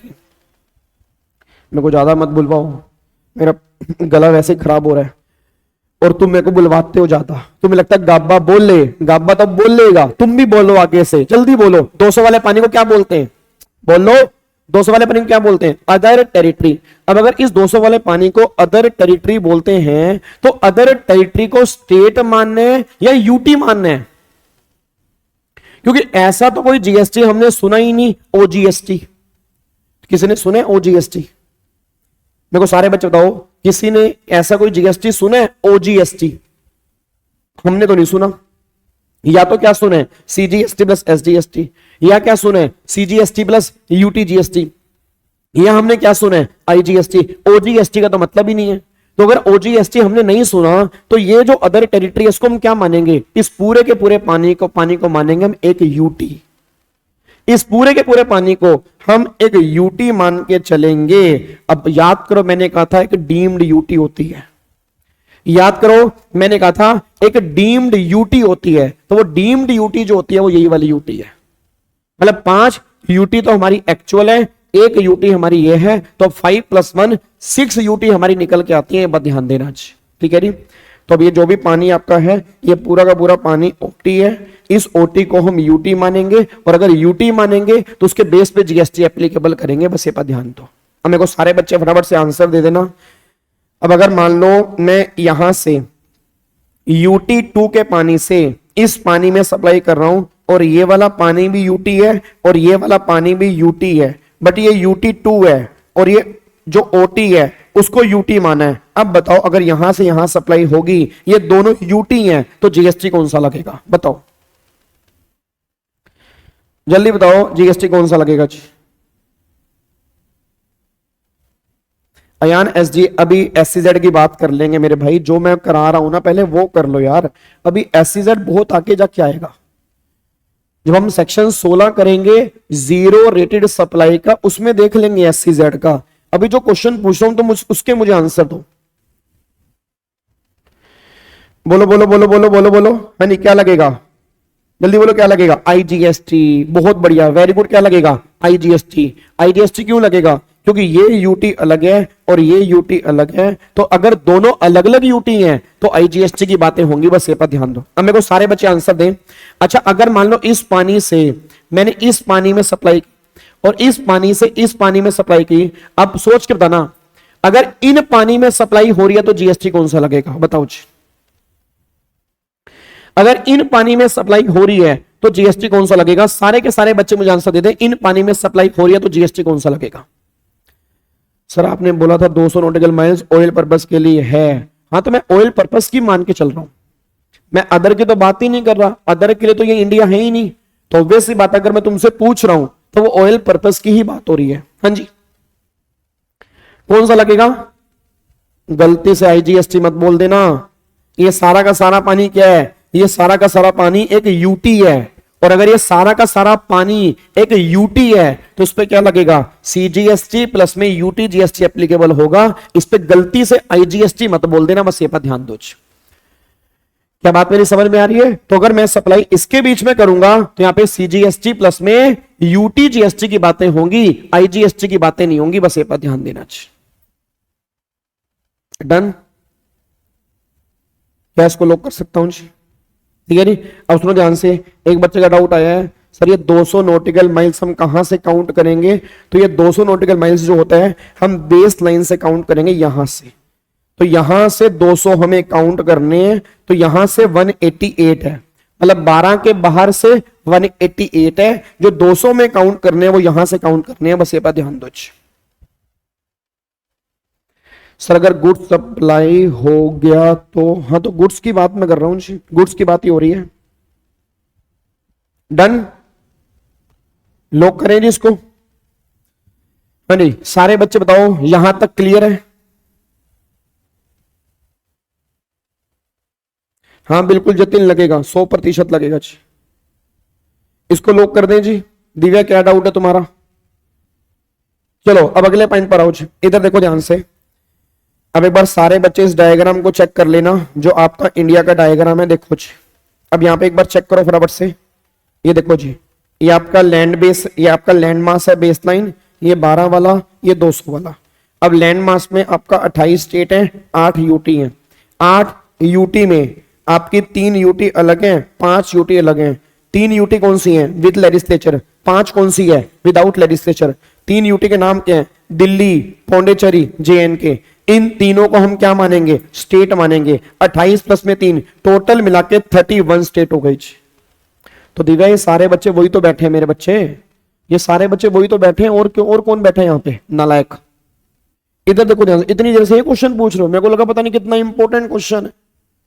ये सारे वही बैठे हैं, और कौन बैठे हैं यहाँ पे? हाँ जी रिया, जो 12 नॉटिकल माइल्स के बीच में पानी है, वो पानी जिस भी स्टेट के पास आ रहा है उसको वो स्टेट मान के वो GST लगाना है। सिंपल सा फंड है भाई। जो 12 वाला पानी है, वो 12 वाला पानी जिस भी स्टेट के पास आएगा ना, उसको वो स्टेट मान लेना और उसके बेस पे वहां पे GST एप्लीकेबल कर देना। ये सिंपल सी बात निकल के आ रही है बस, ठीक है जी। चलो अब अगले पॉइंट पर आओ जी, अगले पॉइंट पर आओ। अब देखो यहाँ पे फिर विदाउट यूटी में 5 यूटी है। अब 5 यूटी ये हैं और एक अदर टेरिटरी है, तो टोटल मिला के 6 यूटी आपकी यहाँ पे निकल के आ रही हैं। तो 6 यूटी ये हैं और 31 स्टेट आपकी ये हैं जी। ये सारी बातें हैं। फिर 12 वाला पानी, अगर मान लो 12 वाला पानी है तो जो भी नियरेस्ट यूटी या नियरेस्ट स्टेट होगा उसको वो मान लेंगे। और फिर जो 200 वाला पानी है वो अदर टेरिटरी है, और अदर टेरिटरी को हम डीम्ड यूटी मानेंगे। तो इसके बेस पे सारी कैलकुलेशन होगी, बस ये पर ध्यान दो, ठीक है जी। अब सुनो ध्यान से। अब 1 नॉटिकल माइल्स में 1.852 किलोमीटर होते हैं, मतलब 1 nautical miles is equal to 1.852 kilometre. बस ये पर ध्यान दो। क्या बात मेरी समझ में आ रही है? क्या आपको बात मेरी समझ में आ रही है? शालू बिल्कुल है, 100% है। हाँ याद करनी है जी, ये यूटी याद करनी है। चलो अब एक बार फटाफट से आओ जी, अब थोड़ा सा आगे बढ़ते हैं। अब देखो यहाँ पे, अब जो अगला आर्टिकल है that is article number 248, residuary article. अब इसके प्रैक्टिकल क्वेश्चन ना हम कल वाली क्लास में करेंगे जी। कल वाली क्लास में आपको इंट्रा स्टेट सप्लाई और इंटर स्टेट सप्लाई की डेफिनेशन क्या होती है कल हम समझेंगे। और मैं आज ही बता रहा हूं जी, आज ही बता रहा हूं, फिर मत कहना कि सर बताया नहीं था। कल वाली क्लास लाइव होगी, उसके तुरंत बाद प्राइवेट हो जाएगी, ठीक है ना, क्योंकि अब तुम ले रहे हो लाइटली। ये मुझे पहले से ही पता था कि ऐसा होगा, बट मेरे को लगा शायद बच्चे सुधर गए होंगे। 1 घंटा तो निकाल ही सकते हैं भाई। अगर मान लो तुम्हारा बिजी टाइम है तो सबका बिजी टाइम है, तो कल की क्लास सारे बच्चे सही टाइम पे आ जाना, क्योंकि कल हमें ITC का बेस करना है, कल आर्टिकल 246A रिवाइज करना है, और मेन सबसे इंपॉर्टेंट इंट्रा स्टेट और इंटर स्टेट सप्लाई की डेफिनेशन करनी है, ठीक है री। तो कल होगी लाइव, उसके बाद हो जाएगी प्राइवेट, बस ये बात ध्यान देना। सेंट्रल गवर्नमेंट रखेगी जी, यूटी GST का रेवेन्यू जो है वो सेंट्रल गवर्नमेंट रखेगी जी, ठीक है। चलो अब एक बार फटाफट से आओ जी, अब फटाफट से आगे आ जाओ। इधर देखो ध्यान से। अब एक आर्टिकल नंबर 248 है। अच्छा, आर्टिकल नंबर 248 है रेसिड्यूरी आर्टिकल। अब रेसिड्यूरी का मतलब क्या होता है कि जो भी आपके बचे कुचे लॉ हैं उसको बनाने की पावर किसके पास है? पार्लियामेंट के पास। और एक एंट्री नंबर 97 है लिस्ट नंबर 1 से, मतलब जितने भी आज इंडिया में बचे कुचे लॉ है ना, सब 97 से बनते हैं। तो लिस्ट नंबर 1 एंट्री नंबर 97 से पार्लियामेंट के पास पावर है कि जो भी तुम्हारे बच्चे कुचे लॉ होंगे वो सब 97 से बनेंगे, बस ये पर ध्यान दो। तो एक बार चेक करो यहाँ पे, if any matter is not covered in any list then laws made by parliament from entry number 97 और लिस्ट नंबर 1, ये आपका आर्टिकल नंबर 248 है, बस ये बात ध्यान दो। ठीक है जी। उसके बाद फिर अगला पॉइंट आ रहा है, दैट इज आर्टिकल नंबर 265। ये आपका है इंपॉर्टेंट आर्टिकल। अब एक बात मेरे को सोच के बताना, मेरा पूरी क्लास से क्वेश्चन है सर, एक बात मेरा क्वेश्चन ही आ रहा है, आज अगर इनकम टैक्स की बात करता हूं, सारे बच्चे मुझे आंसर देंगे, इनकम टैक्स को बनाने वाला कौन है बताओ। हाँ जी, इनकम टैक्स को बनाने वाला कौन है, जल्दी। हेलो भाई साहब, इधर इनकम टैक्स को बनाने वाला कौन है, इनकम टैक्स को बनाने वाली parliament. Entry number 82, custom 83, excise 84, service tax खत्म हो गया, जीएसटी इन तीनों लिस्ट में कहीं पर भी नहीं है। अब मेरा पूरी क्लास से क्वेश्चन है कि जो वो एंट्री नंबर है, क्या उस एंट्री नंबर के होने से क्या मैं कोई भी टैक्स लगा सकता हूं? मेरे को बस इतना बता दो भाई, जो हमारे इतने सारे एंट्री नंबर हैं, 82 है, 83 है, 84 है, 85 है, फिर हमारा एंट्री 46 है एग्रीकल्चर इनकम वाला, तो क्या ये एंट्री होने से क्या मैं टैक्स लगा सकता हूं क्या? मतलब पावर होने से, मेरे पास पावर है तो क्या मैं तुमसे टैक्स की रिकवरी कर सकता हूं? Answer is no. अब आर्टिकल 265 ये बात कहता है, आर्टिकल 265 ये बात कहता है कि no tax shall be levied और collected except authority of law. मतलब कोई भी टैक्स नहीं लगेगा और कोई भी टैक्स कलेक्ट नहीं होगा जब तक लॉ की अथॉरिटी नहीं होगी, मतलब जब तक एक्ट नहीं बनेगा। तो आज अगर कोई भी टैक्स मुझे लगाना है या कोई भी टैक्स मुझे कलेक्ट करना है, उसके लिए पहले मुझे एक्ट बनाना पड़ेगा। बिना एक्ट के ना तो कोई टैक्स लगेगा और ना ही कलेक्ट होगा। अब मैं देखता हूं तुम्हें कितना याद है। सारे बच्चे मुझे बोल दें, आज अगर हम इंडिया से इनकम टैक्स लेते हैं तो इनकम टैक्स का एक्ट बताओ कौन सा है? सारे बच्चे मेरे को बताएं। हाँ जी दिव्या, एंट्री नंबर का मतलब होता है सीक्वेंस नंबर। मेरे को लग रहा है, सच्ची मेरे को लग रहा है कई बच्चे पहली बार पढ़ रहे हैं, बच्चों को लग रहा है ये रेगुलर बैच है। मैं बता दूं ये रेगुलर बैच मत मानना इसको। हमारा जीएसटी खत्म होने में 120 घंटे से ऊपर का टाइम लगता है और इसमें हमें 30 से 35 घंटे में खत्म करना है। बट फिर भी मैं तुम्हें बता देता हूं, एंट्री नंबर का मतलब होता है सीक्वेंस नंबर, कि किस सीक्वेंस के आगे लिखा हुआ है इनकम टैक्स, उसको सीक्वेंस नंबर बोलते हैं। हाँ नहीं, इनकम टैक्स कौन सा है? Income tax act 1961। बहुत बढ़िया बहुत बढ़िया। अच्छा अगर मैं बात करता हूं जीएसटी की, अच्छा ये बताओ पहले इनकम टैक्स के लिए कितने एक्ट बने हुए हैं? आज मान जाऊंगा भाई साहब आपने अगर सही आंसर दे दिया तो। देखना अब आपको मैं दिखाऊंगा कितने सारे बच्चे गलत आंसर देंगे। आपको मैं अभी दिखाऊंगा कितने सारे बच्चे गलत आंसर देंगे। आज इनकम टैक्स के लिए कितने एक्ट बने हुए हैं बताना मुझे एक बार जी। इनकम टैक्स के लिए कितने एक्ट बने हुए हैं बताओ, फटाफट से बताओ। मुझे उम्मीद थी। हाँ देखो बहुत बढ़िया, वेरी गुड। 2 एक्ट। शुभम कह रहे 2 एक्ट, करण कह रहे 2 एक्ट। बहुत बढ़िया करण, बहुत बढ़िया शुभम, बहुत बढ़िया, क्या बात है, ऐसा ही लगे रहो बस। शिवम कह रहा है 11। ओ माई गॉड, ओ माई गॉड। हरी कह रहा है 3, अलीशा कह रही है 2। इधर भाई, इधर भाई, इधर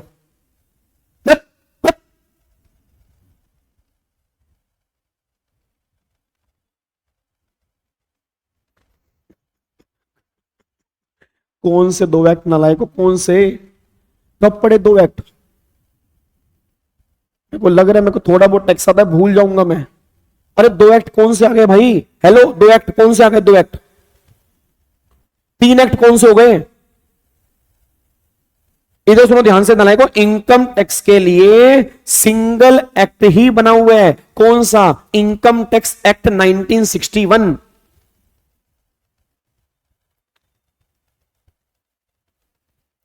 इनकम टैक्स के लिए ओए ओए ओए ओए ओए इधर इधर। ये तो बच्चा कह रहा है, एक तो मेरे गले को पता नहीं क्या हो गया, एकदम ही बैठ गया, किसने नजर लगा दी। झाड़ फूक कर देना, जिसने भी नजर लगाई है ना उसका नजर उतार के मेरे झाड़ फूक करके मेरा गला सही करना भाई। हेलो, दुआ मांगना, दुआ कि मेरा गला सही हो जाए। पता नहीं किसने काम खराब कर दिया। अब सुनो मेरी बात, सुनो मेरी बात। अब जो ये कह रहे हैं ना सेंट्रल गवर्नमेंट, जो ये कह रहा है सेंट्रल गवर्नमेंट, तो पहली बात तो कान खोल के ये सुनो, सेंट्रल गवर्नमेंट कभी भी लॉ नहीं बनाती। ये सबसे बड़ी मिथ है। मैंने कहा ना, यूट्यूब पे इतने सारे चैनल बन चुके, इतने सारे यूट्यूबर, इतने सारे पता नहीं कौन कौन आ गया, भगवान भला करे उनका। मतलब वीडियो देख लो, इनकम टैक्स बनाने वाली कौन है? Central government. भाई सेंट्रल गवर्नमेंट कभी भी लॉ नहीं बनाती, स्टेट गवर्नमेंट कभी भी लॉ नहीं बनाती। लॉ बनाने वाली या तो पार्लियामेंट होती है या स्टेट असेंबली होती है। तो अब सुनो ध्यान से, मैं कहना क्या चाह रहा हूं। तो अगर मैं बात करता हूं इनकम टैक्स जो है, तो इनकम टैक्स जो है वो उसका एक सिंगल एक्ट है, that is income tax act 1961। ठीक है जी। तो इनकम टैक्स जो है उसका सिंगल एक्ट है। कौन सा एक्ट है? Income tax act 1961। अब मेरे को सारे बच्चे बताओ, जीएसटी बताओ जी। हाँ जी बताओ, फटाफट से बताओ। जीएसटी, जीएसटी में कितने एक्ट हैं? जल्दी बोलो। जीएसटी को लेकर आने के लिए कितने एक्ट पास हुए हैं? अभी दूध का दूध और पानी का पानी हो जाएगा जिसने जीएसटी पहले पढ़ा या नहीं पढ़ा। सारे बच्चे बताओ, जीएसटी को लेकर आने के लिए कितने एक्ट पास हुए हैं? जल्दी बताओ जी। जीएसटी के लिए कितने एक्ट बने हैं? सोनाली, सोनाली बहुत बढ़िया, बहुत बढ़िया, वेरी गुड। प्रशांत नालायक, और बताओ। राज नालायक, और बताओ। हाँ जी बोलते रहो तुम, जल्दी बोलो फटाफट से। हाँ जी नालायक। जितने बच्चे भी कह रहे हैं 1 2 3 4, ये सब हैं नालायक बच्चे। जीएसटी को लेकर आने के लिए टोटल मिला के 35 एक्ट बने हैं। मेरे पीछे बोलो कितने एक्ट बने हैं? 35 एक्ट बने हैं। एक बार फिर बोलो, ऊंची आवाज में बोलो, कितने एक्ट बने हैं? 35 एक्ट बने। और ऊंची आवाज में बोलो, मानने दो घर वालों को पागल। हाँ हम पागल, पागलों ने ही दुनिया बदली है। क्या हो गया था? पागल दुनिया वालों ने बोल दिया तो उनके कहने से पागल थोड़ा बन जाऊंगा? बोलो मेरे बच्चों कितने एक्ट बने हैं? 35 एक्ट बने। अब ये 35 एक्ट कैसे बने हैं वो सुन लो। 35 एक्ट कैसे बने हैं? एक तो है सीजीएसटी, एक हमारा सीजीएसटी, 31 हमारे बने एसजीएसटी, 31 हमारे बने एसजीएसटी, एक हमारा बने आईजीएसटी, एक हमारा बने आईजीएसटी। उसके बाद एक हमारा बने यूटी जीएसटी। यूटी हमारी 6 है बट एक्ट बना एक, क्योंकि यूटी कंट्रोल में है सेंट्रल के। तो ये मत कहना सर 6 यूटी क्यों नहीं बने, यूटी कंट्रोल में है सेंट्रल के, तो उसका एक एक्ट बना है। उसके बाद एक हमारा बने जीएसटी कंपनसेशन एक्ट। तो टोटल मिला के 35 एक्ट पास हुए हैं, तब जाके इंडिया में जीएसटी आया। बस ये पर ध्यान दो। तो क्या बात मेरी समझ में आ रही है? तो 35 एक्ट हमारे पास हुए हैं, तब जाके हमारे इंडिया में जीएसटी आया है। तो 35 एक्ट हमारे जीएसटी के अंदर है, बस ये पर ध्यान दो। क्या बात मेरी समझ में आ रही है? ठीक है। और अगर बात कर मैं करूंगा कस्टम की, तो कस्टम में टोटल मिला के 2 एक्ट होते हैं जी। हाँ जी कस्टम में, तो कस्टम में टोटल मिला के 2 एक्ट होते हैं। एक तो कस्टम एक्ट 1962 होता है और एक कस्टम टैरिफ एक्ट 1975 होता है जी। और मेरे को लास्ट टाइम बोल दो जी, बस आज की क्लास का मैं इसके बाद एक आर्टिकल 271 छोटा सा करवा दूंगा। उसके बाद फिर आज वाली क्लास पैक करूंगा और उसके बाद फिर कल वाली क्लास में हम सबसे इंपॉर्टेंट टॉपिक स्टार्ट करेंगे, that is article number 246 capital A, जिसमें से कंफर्म एक क्वेश्चन बनेगा 5 नंबर का। अब आज के क्लास का लास्ट क्वेश्चन मेरे को सारे बच्चे दोबारा से बोल देना। इनकम टैक्स में बताओ, इनकम टैक्स में कितने एक्ट बने हैं? एक, इनकम टैक्स एक्ट 1961। दोबारा बोलो, जीएसटी में कितने एक्ट बने हैं? जीएसटी के अंदर बने हैं 35 एक्ट। 35 एक्ट, दोबारा बोलो 35 कैसे? एक सीजीएसटी, कम ऑन, 31 एसजीएसटी, फिर बोलो एक यूटीजीएसटी, फिर बोलो एक आईजीएसटी, फिर बोलो एक जीएसटी कंपनसेशन एक्ट। और फिर कस्टम में कितने एक्ट बने हैं? 2 एक्ट बने हैं। कौन कौन से? कस्टम एक्ट 1962 और कस्टम टैरिफ एक्ट 1975। अब मेरे सारे बच्चों से बस एक क्वेश्चन है कि जो हमारे इनकम टैक्स के प्रोविजन है और जो इनकम टैक्स के रेट्स हैं, क्या वो अलग अलग एक्ट में है या सेम एक्ट में है? ये क्वेश्चन अगर तुम मुझे आंसर दे दोगे ना, मैं तुम्हें मान जाऊंगा। जो बच्चा इसका मुझे आंसर दे देगा मान जाऊंगा। मेरे को सारे बच्चे बताओ, इनकम टैक्स के प्रोविजन और इनकम टैक्स के रेट क्या दोनों अलग एक्ट में है या सेम एक्ट में है? जल्दी बोलो। भाई साहब कसम लगे माता रानी की, आधे गले से आवाज निकल रही है, आधे गले से आवाज गायब हो गई है। बट एक तुम नालायक बच्चे हो जो अभी भी कह रहे हो अलग अलग एक्ट। इधर आ मेरे बच्चे, इधर इधर आ, इधर आ नालायक कहीं के। जब सामने लिखा है एक एक्ट तो दूसरा एक्ट कौन सा है? नहीं, दूसरा एक्ट कौन सा है? नहीं नहीं नहीं नहीं, ओए ओए ओए भागना नहीं है, इधर। दूसरा एक्ट कौन सा है? जो तुम कह रहे हो दो एक्ट अलग अलग एक्ट, कौन सा अलग अलग एक्ट? कहां से आया? अभी 10 बार बुलवाया एक एक्ट, दूसरा एक्ट कौन सा है नालायक कहीं के? जब इतने बड़े बड़े शब्दों में एक सिंगल एक्ट लिखा हुआ है, इनकम टैक्स एक्ट 1961, बच्चा फिर कह रहा है अलग अलग एक्ट। भाई पढ़े लिखे क्या हो तुम? सामने सिंगल एक्ट लिखा है, बच्चा अरे भाई हेलो ओ फाइनेंस एक्ट। फाइनेंस एक्ट कोई इनकम टैक्स एक्ट का नहीं है, ध्यान रखना। फाइनेंस एक्ट की बात नहीं है। बच्चा कह रहा है फाइनेंस एक्ट में थोड़े से रेट हैं, मेन रेट तो सारे इनकम टैक्स एक्ट में। फाइनेंस एक्ट में तो अमेंडमेंट्स आती हैं, उसमें तो हर साल के इनकम टैक्स के रेट्स होते हैं, नॉर्मल रेट जो होते हैं। बाकी स्पेशल रेट जो है, डिफॉल्ट स्कीम जो है, वो सारी की सारी इनकम टैक्स एक्ट में है, प्रोविजन भी उसके अंदर है।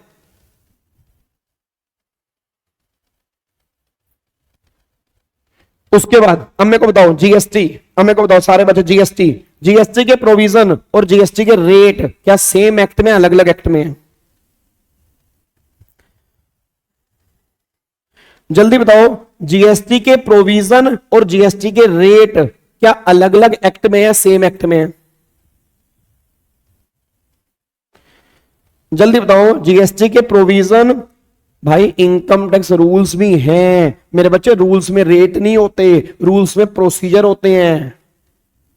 एक्ट और रूल्स में फर्क समझो। एक्ट का मतलब होता है what to do what not to do, rules का मतलब होता है हाउ टू डू। उसमें रेट नहीं होते, उसमें प्रोसीजर होते हैं। भाई साहब हे भगवान, इतनी, हे भगवान पहले तो मेरे गले में आवाज दियो, दूसरा इतनी शक्ति मुझे देना दाता कि आज की क्लास में मैं लाइव बच्चों के चैट मेरे दिमाग में दोबारा कभी ना आए। अरे नालायक को अलग अलग कहां से है? कहां से अलग अलग? सीजीएसटी का एक ही एक्ट है, उसमें प्रोविजन रेट दोनों है। जीएसटी में कहां से तुमको कौन रेट वाला एक्ट तुमने कब पढ़ा भाई? रेगुलर बैच वाले बच्चे तो दिमाग मत खराब करे मेरा। 45 लेक्चर तुम्हारे जीएसटी पे ठोक दिए 3-3 घंटे के, 120 घंटे में तुमने जीएसटी खत्म किया। अगर तुम भी गलत आंसर दे रहे हो फिर तो मेरा काम हो गया। कब पढ़ा तुमने जीएसटी का अलग एक्ट भाई? नहीं, किस एक्ट में जीएसटी के रेट पढ़े तुमने अलग से? कौन सा तुमने टैरिफ एक्ट पढ़ लिया? रेट के लिए टैरिफ एक्ट होता है, कौन सा तुमने टैरिफ एक्ट पढ़ लिया? गिने चुने 4 रेट हैं, 5, 12, 18, 28।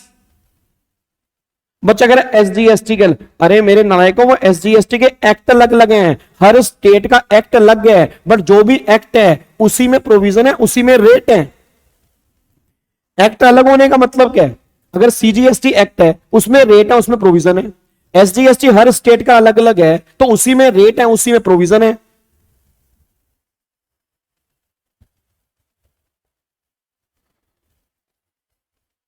ठीक है नहीं? चलो अब अगले पॉइंट पर आओ जी। अब सुनो, कस्टम पे आओ। अब बताओ, कस्टम में प्रोविजन और रेट सेम एक्ट में अलग अलग एक्ट में? कस्टम में अलग अलग एक्ट में है। अब बोलो, अब चौड़ी के बोलो, अच्छे सब छाती चौड़ी करके बोलो, कस्टम में 2 एक्ट हैं, क्योंकि कस्टम एक्ट एक अलग है, कस्टम टैरिफ एक्ट एक अलग है। तो कस्टम के रेट जो हैं वो टैरिफ एक्ट में है, और उसका रीजन है क्योंकि कस्टम में रेट्स बहुत सारे होते हैं। कस्टम में हम काफी सारा सामान इंपोर्ट एक्सपोर्ट करते हैं, ठीक है ना? तो कस्टम में रेट्स काफी सारे होते हैं, इसलिए कस्टम के लिए टैरिफ एक्ट है। तो इनकम टैक्स और जीएसटी में कोई टैरिफ एक्ट नहीं है, उसका सिंगल एक्ट है, बस ये बात ध्यान देना चाहिए। ठीक है जी?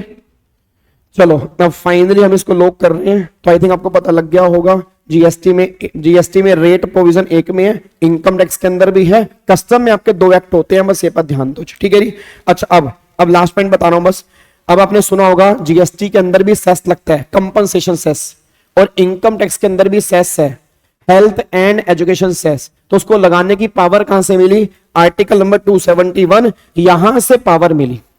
तो आर्टिकल नंबर 271 पार्लियामेंट को पूरी पावर दे रहे हैं कि किसी भी टैक्स को सेस और सरचार्ज से इंक्रीज कर सकते हैं, ठीक है जी। तो यहां से आपको पावर दी गई है, तो जो भी सेस लगता है और जो भी सरचार्ज लगता है उसको लगाने की पावर जो है वो आर्टिकल 271 से मिली है, बस ये पर ध्यान दो। क्या बात मेरी समझ में आ रही है? एक बच्चा कह रहा है जीएसटी की क्लास 2 घंटे की कर दो।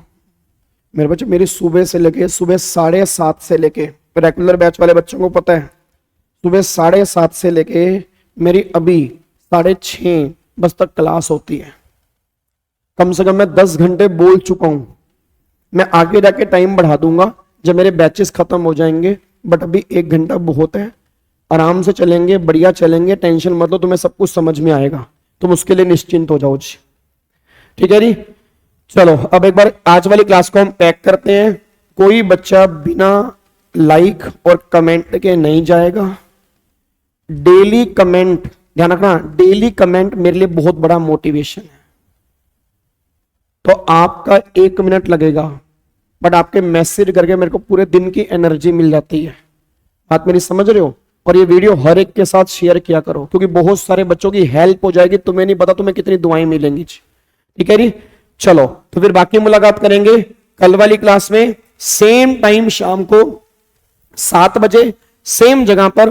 ओके जी, bye bye, tata, thank you so much, जय हिंद। और मेहनत करो, खूब करो, भर भर के करो, क्योंकि हमारे पेरेंट्स हमारी वेट कर रहे हैं हमारी डिग्री का। हमें उनके लिए मेहनत करनी है, हमें थकना नहीं है, हमें रुकना नहीं है, पूरी जान लगा देंगे, बस ये पर ध्यान देना चाहिए, ठीक है जी। थैंक यू सो मच, जय हिंद, गॉड ब्लेस यू।